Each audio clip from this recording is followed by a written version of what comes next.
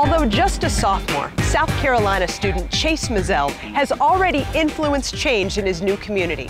He spearheaded a food donation program called Second Servings, which pairs on-campus restaurants with local shelters. The university has delivered over 31,000 meals each of the past 2 years.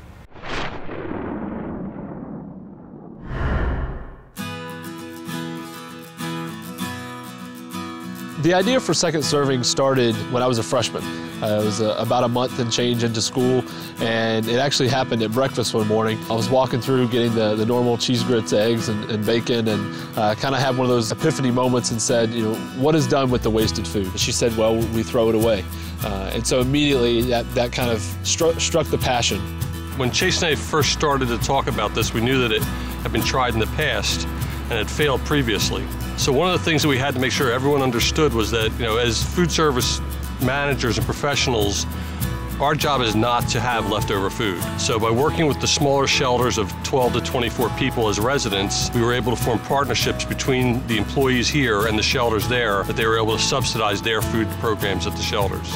I'm sure it was his overall passion to just not see it go in the trash too. And knowing that there's local people right here in 5 Points, in Columbia, that do need this help. So why can't we give it to somebody local that has served our country for years?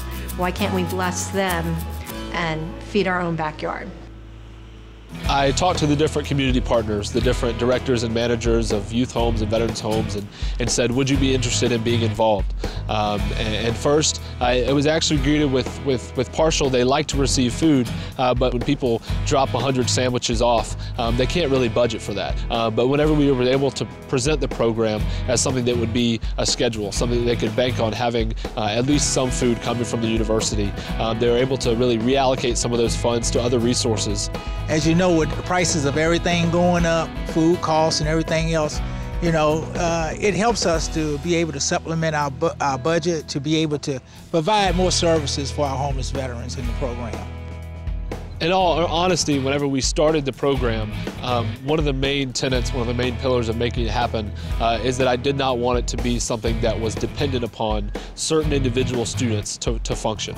True origin of sustainability is something that can go on its own and keep thriving without our support is what we were looking to do. So we wanted to form partnerships between the units and the shelters so that when Chase would graduate or I might move on, these partnerships would continue to thrive. The majority of the people who work on the program are the champions in each one of the facilities, whether it be a line cook or someone in the back, someone who the manager deemed as really passionate about the idea, and then getting people from the actual homes. In this way, they form personal relationships that they meet Monday, Wednesday, Friday. It's not dependent upon a college student who may or may not be busy, who may have something else come up or will leave in 4 years. It's something that can be very, very long-term, self-sufficient based upon these people in the cafeterias helping these people in the homes.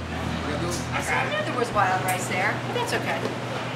I truly believe in the value of the individual person, and that's something that was really put into me by my family, and especially by spending time with my grandfather.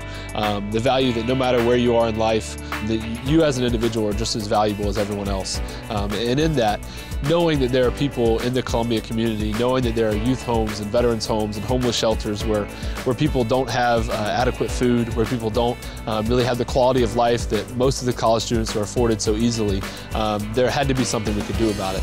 I've been very thankful that I no longer have to see a lot of it go in the trash. It makes me feel wonderful that I could be a part of it, because I know that these men that have served my country are now eating a better meal because of a few small actions.